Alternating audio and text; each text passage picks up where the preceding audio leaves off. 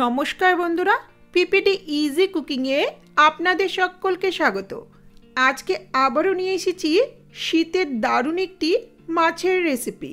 আমার আজকের রেসিপি শিম বেগুন আর আলু বড়ি দিয়ে বাটা মাছের ঝোল। এটি গরম ভাতের সঙ্গে খুবই ভালো লাগে। শীতের ফ্রেশ সবজি দিয়ে সিম্পল আর কম মশলার জ্যান্ত কোনো ছোট মাছের ঝোল বেশ ভালো লাগে। আশা করছি রেসিপিটা আপনাদের ভালো লাগবে।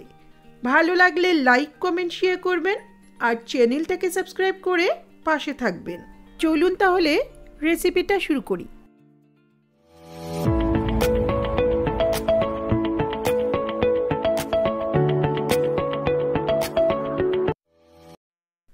এখানে ছোট সাইজের 5-6টা বাটা মাছ ভালো করে কেটে ধুয়ে পরিষ্কার করে নিয়েছি। এখন এটা ম্যারিনেট করব সামান্য একটু লবণ আর হলুদ দিয়ে। এখানে বাটা মাছের পরিবর্তে ছোট রুইপোনা বা তেলাপিয়া এই ধরনের মাছ দিয়েও রান্নাটা ভালো লাগে।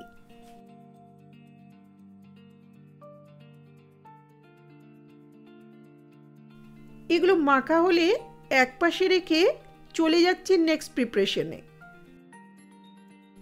এখানে 5-6টা শিম শিরগুলো কেটে হাফ করে নিয়েছি। 5-6 টুকরো মতো লম্বা করে কাটা বেগুন, বেশ কয়েকটা কাঁচা পাকা লঙ্কা আর একটা ছোট সাইজের আলু ছোট লম্বা করে কাটা। গ্যাসে একটা কড়াই বসিয়ে 2-3 টেবিল স্পুনের মতো সর্ষের তেল ভালো করে গরম করে নিচ্ছি। রান্নাটা আমার মনে হয় সর্ষের তেলেই বেশি ভালো লাগে। তেল ভালো করে গরম হলে এখন নুন হলুদ মাখানো মাছগুলো একে একে দিয়ে দিচ্ছি। আমি তেলটা খুব কম করে ইউজ করছি, আপনারা চাইলে আরও একটু তেল দিয়ে রান্নাটা করতে পারেন। মাছগুলোকে 2 মিনিটের মতো মিডিয়াম হাই ফ্লেমে এক পাশটা ভেজে নেব। মাছগুলো এক পাশে ভাজা হয়েছে, জ্যান্ত মাছ বলে কেমন একটু কুকড়ে গেছে। এখন খুব সাবধানে এগুলোকে উল্টে নিয়ে আবারও 2 মিনিট মিডিয়াম হাই ফ্লেমে ভাজবো। এই ধরনের জ্যান্ত বা তাজা মাছ কেটে ধুয়ে পরিষ্কার করার পর 8 ঘন্টার মতো নর্মাল ফ্রিজে রাখতে পারেন। এতে মাছগুলো ভাজতে সুবিধে হবে। মাছগুলো দুপাশ থেকে হালকা ভাজা হয়েছে, এখন তুলে নিচ্ছি। মাছ খুব কড়া করে ভাজার প্রয়োজন নেই। বেশি কড়া করে মাছ ভাজলে ঝোলের টেস্টটা কিন্তু ভালো আসে না। এগুলো এক পাশে রেখে কড়াইতে যেহেতু অনেকটা কম তেল আছে, তো 1 টেবিল স্পুনের মতো আরও একটু তেল দিলাম। তেল ভালো করে গরম হলে 5-6টা মতো কলাই ডালের বড়ি লো মিডিয়াম ফ্লেমে হালকা লাল করে ভাজবো। বড়িটা হাই ফ্লেমে ভাজা যাবে না। হাই ফ্লেমে ভাজতে গেলে বড়িগুলো ওপর থেকে পুড়ে যাবে, কিন্তু ভেতরটা কাঁচাই থেকে যাবে। এগুলো ভাজা হয়েছে, এখন তুলে এক পাশে রেখে দেব।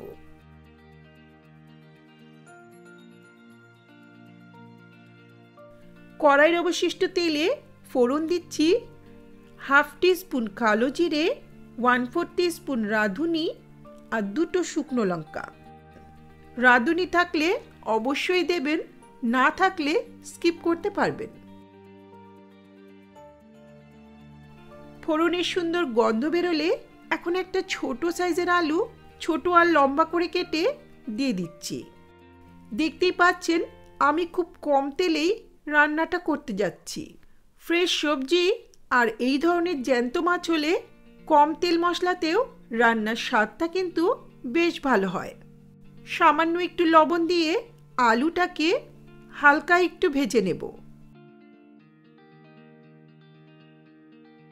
আলু হালকা ভাজা হলে এখন 5-6 টুকরো ছোট লম্বা করে কাটা বেগুন আর 1 মুঠো ছোট করে কাটা শিম আর বেশ কিছু কাঁচা লঙ্কা দিয়ে দিচ্ছি।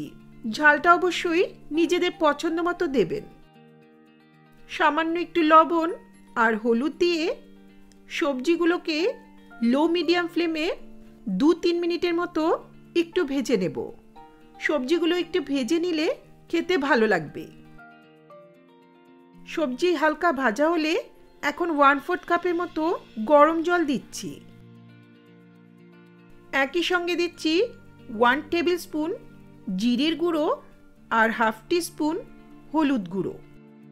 চাইলে কাঁচা জিরে বাটা দিয়েও রান্নাটা করতে পারেন।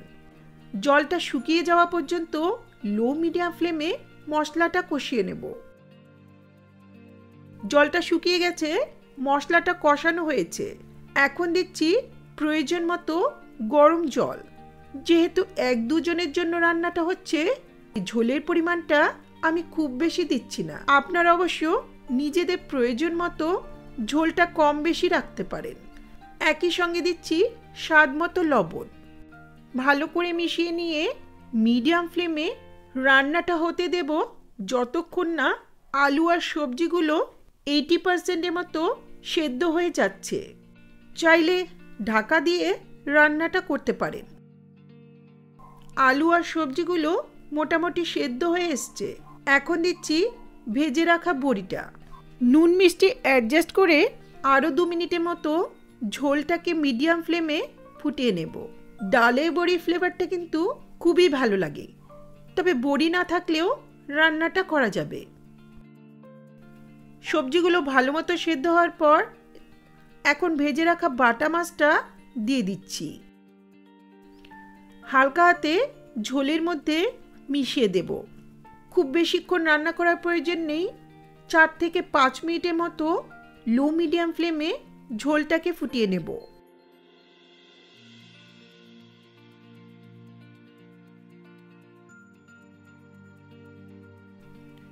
চার 5 মিনিট পর রান্নাটা হয়ে এসছে। এখন সবশেষে দিচ্ছি 1 মুঠো ফ্রেশ ধনেপাতা কুচি। একই সঙ্গে দিচ্ছি কয়েকটা চেরা কাঁচা লঙ্কা। ধনেপাতা আর কাঁচা লঙ্কার গন্ধটাও এই রান্নায় একটা আলাদাই ফ্লেভার আনে। এগুলো দেওয়ার পর আর বেশিক্ষণ রান্না করার প্রয়োজন নেই। হালকা হাতে একটু নেড়ে নিয়ে ঢাকা দিয়ে কিছুক্ষণ স্ট্যান্ডিং টাইমে রেখে দেব।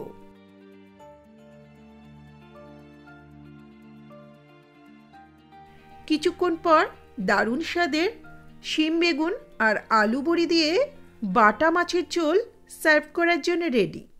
শীতের সবজি দিয়ে এই বাটা মাছের ঝোল গরম ভাতের সঙ্গে অসাধারণ লাগে।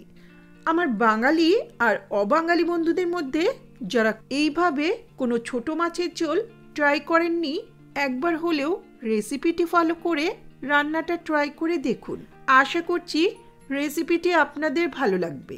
ভালো লাগলে লাইক, কমেন্ট, শেয়ার করবেন আর চ্যানেলটাকে সাবস্ক্রাইব করে পাশে থাকা বেল আইকনটা অবশ্যই প্রেস করবেন, যাতে আমার ভিডিওর নোটিফিকেশনগুলি আপনাদের কাছে সহজেই পৌঁছে যায়। ধন্যবাদ।